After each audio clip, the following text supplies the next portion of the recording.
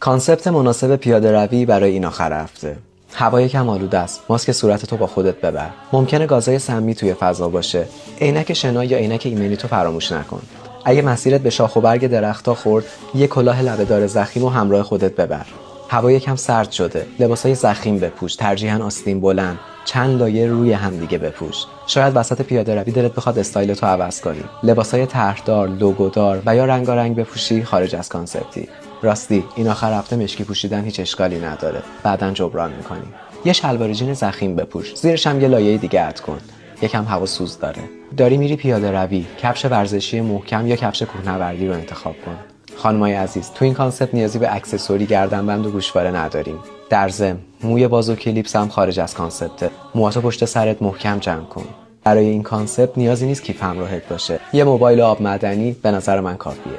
برای اینکه توی مسیر پیاده‌روی خطری تهدیدت نکنه، ترجیحاً فیس آیدی و اثر انگشت رو بردار. همون رمز کافیه. کیف پول و کارت شناسایی به کارت نمیاد، پس با خودت نبر. یادت باشه که هیچ چیزی از سلامتی تو مهمتر نیست. هر جایی که میری شب بدخونه باشی، چون مامانت منتظره.